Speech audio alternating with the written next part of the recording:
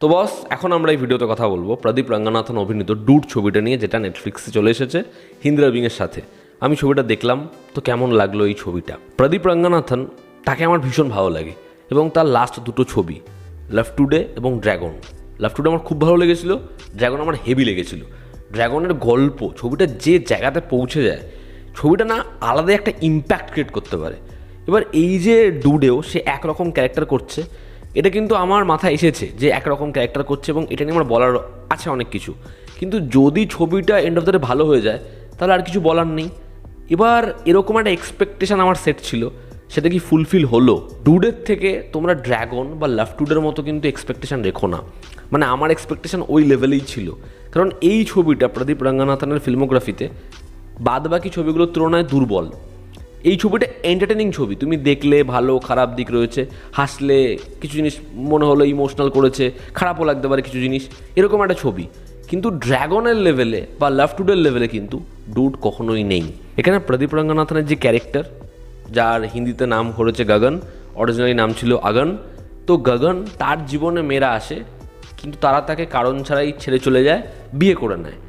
এবার মমিতা বাইজুর যে ক্যারেক্টার, যে এখানে কোয়েল হিন্দি ডাবিংয়ে, এবার সে কে ভালোবাসে, আচ্ছা এ কি তাকে ভালোবাসে? এবং এই ভালোবাসা যদি থেকেই থাকে, তাহলে সমস্যা কিসে? আমি একটু ধোঁয়াশা রেখেই বলছি, তার কারণ মেকার্সরা প্রোমোতে কোনো গল্পের কিছুই রিভিল করেনি, যে কারণে এই ছবিটার যে টুইস্ট কিছু সেগুলো ওয়ার্ক করে। তো আমিও তোমাদেরকে চাই না কোনোভাবে স্পয়লার হোক, তো আমি এর থেকে বেশি গল্প বলবো না। এর থেকে বেশি জানতে হলে তোমাকে নেটফ্লিক্সে যেতে হবে, ছবিটা দেখতে হবে। ছবির পজিটিভ দিক, নেগেটিভ দিক, আমার কাছে এই ছবির জন্য কিছু পজিটিভ দিক রয়েছে এবং কিছু নেগেটিভ দিক রয়েছে। ছবির প্রথম পজিটিভ দিক হচ্ছে প্রদীপ রঙ্গনাথন। সে এই ছবিতে লাভ টুডে এবং ড্র্যাগনের মতো একই ক্যারেক্টার প্লে করেছে, কিন্তু তার যে সোয়াগ, তার যে স্টাইল, ওটা তোমাদের আবার ভালো লাগবে একদম। তার যে এন্ট্রিটা, র্যাপিডো করে আসছে, নামছে, ফোনটা এরকম করে ধরছে, পেমেন্ট করছে, এবং প্রথমেই যে মঙ্গলসূত্রর যে সিকোয়েন্সটা তোমাকে ওটা হাসাবে, মস্তি দেবে। আর ছবিতে ওর পাঞ্চলাইন বলি, ওর অ্যাটিটিউড বলি, যেরকমভাবে এই জিনিসপত্রগুলো করছে, কোনো জায়গায় মনে হয় না যে এগুলো মিমিক করছে বা এগুলো স্টাইল মারছে, ফান্টা মারছে। তোমার মনে হবে বস ও এরকমই, এই র্যাঙ্কাগুলো ওকে মানায়। ওই ড্র্যাগনে সিগারেট ছোড়া বা এখানে হচ্ছে ওরকম ঘুরিয়ে চকলেটটা ধরা, ওকে যেন এগুলো শ্যুট করে। তো গোটা ছবিতে এই স্টাইলিংটা রয়েছে এবং প্রদীপকে তোমাদের ভালো লাগবে আবারও। মমিতা বাইজুর পারফরমেন্স এখানে ভালো, তাকে দেখতে কিউট লাগে, ইমোশনাল সিনে সে ভালো কাজ করেছে। শরৎ কুমারের ক্যারেক্টারটাকে আরও হেভি জায়গায় নিয়ে যাওয়া যেত, তবে তার পারফরমেন্স ভালো। ছবিতে অনেকগুলো ক্যারেক্টার রয়েছে, বন্ধু, আরও অনেক কিছু, তাদের কাজ তোমাদের ভালো লাগবে। ছবির পরবর্তী পজিটিভ দিক হচ্ছে এই ছবিতে অনেকগুলো টপিককে তারা কোট করেছে, অনেকগুলো স্টেটমেন্ট তারা রেখেছে, মেসেজ দিতে চেয়েছে। এবার এই মেসেজগুলো কখনো এমন হয়েছে সিরিয়াসভাবে বলেছে, কখনো কমেডির মাধ্যমে বলেছে, কিন্তু উদ্দেশ্য যে আইডিয়াটা, সেটা কিন্তু ভালো ছিল।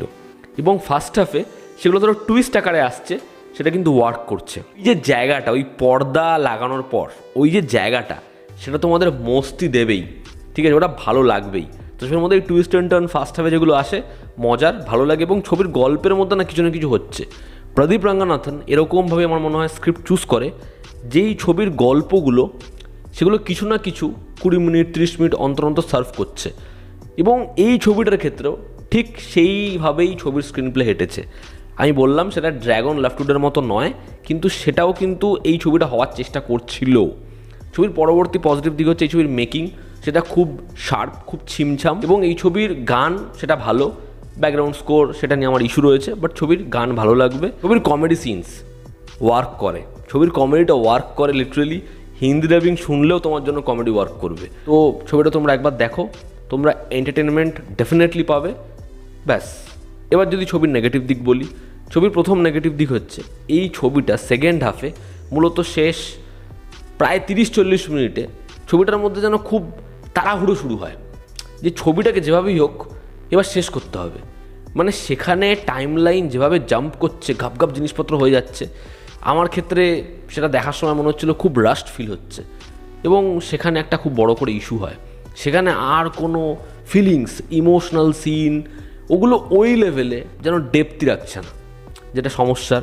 সেকেন্ড নেগেটিভ দিক হচ্ছে একটা ক্যারেক্টার, কোন ক্যারেক্টার আমি নাম বলছি না, একটা ক্যারেক্টার, সেই ক্যারেক্টারের একটা টুইস্ট আছে। এবার সেই ক্যারেক্টারকে এরকম জায়গায় তুলে দেওয়ার পর গোটা গল্প থেকে সেই চরিত্রটা গায়েব। এবার পরবর্তী সময়ে যদি তাকে ফিরিয়ে আনি এবং তাকে দেখাই সে খুব ভয়ানক, আর সেটা সেই লেভেলে ওয়ার্কই করবে না।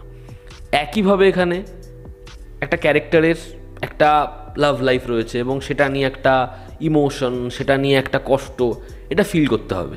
এবার সেটাকে যেভাবে ছবিতে দেখাচ্ছে স্পেসই তো দিচ্ছে না, ফলে ওই ইমোশনটা যেই পয়েন্টে সেকেন্ড হাফে তুলতে হবে, ওয়ার্ক করতে হবে, সেটা ওয়ার্ক করছে না। তো এটা এই ছবির ক্ষেত্রে খুব সমস্যা হয়েছে।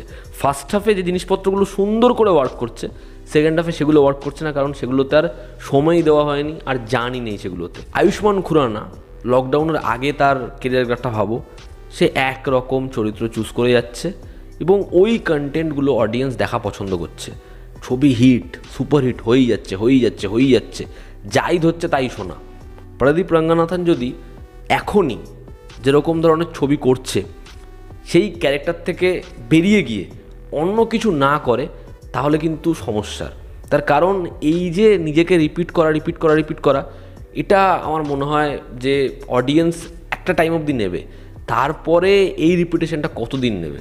তো সেটা এই ছবিটা দেখার সময় বারবার করে মনে হচ্ছিলো, যেখানে ছবিটা পড়ছে যে ও একই রকম ক্যারেক্টার পাচ্ছে, এটা পরবর্তীতে সমস্যা হবে। উইশ এই ছবির কমেডিটা যত ভালো ওয়ার্ক করছে, ছবির ইমোশনটাও ততটাই ভালো ওয়ার্ক করতো। সেটা হয় না। ছবির গল্পের মধ্যে কিন্তু জিগজ্যাগভাবে অনেক কিছু হচ্ছে, এই একটা জিনিস হচ্ছে, ওই একটা জিনিস হচ্ছে, অনেক কিছু হচ্ছে, এবং এরকম একটা মেসেজও তারা দেওয়ার চেষ্টা করছে। কিন্তু সমস্যাটা হচ্ছে ছবিটা যেভাবে শেষ হয় না, ছবিটা ক্লাইম্যাক্সে যেভাবে চলে যায়, ওই মেসেজ এত কিছু যে হলো সেগুলোর কোনো ইম্প্যাক্ট নেই। যেই ইম্প্যাক্টটা প্রদীপের প্রিভিয়াস ছবি দিতে পারতো, যে ইম্প্যাক্ট এমন, এই ছবিটা আবার দেখতে হবে, এই ছবির মোমেন্টসগুলো সেগুলো আবার রিকল করতে হবে, সেটাই ছবিটা করতে পারে না। ছবির ব্যাকগ্রাউন্ড স্কোর নিয়ে সমস্যা বললাম। ইমোশনাল সিনে ব্যাকগ্রাউন্ড স্কোর এমন যে মনে হচ্ছে এটা ইমোশনাল সিন তো না, এখানে মানে এই ইমোশনটা আমি একা ফিল করতে পারছি না, এটা মনে হয়। বাট ওভারঅল প্রদীপ রঙ্গনাথনের ডুড এই ছবির একটা এন্টারটেনিং ছবি। তুমি একবার দেখলে ব্যাস, তুমি এক্সপেকটেশন একটু কম রাখো। এই ছিল আজকের ভিডিও। তোমরা যারা দেখেছো অলরেডি ছবিটা, তোমাদের কি অপিনিয়ন জানিও। জনতা আমাদের পাশে আছে। আবার দেখা হচ্ছে। Take care.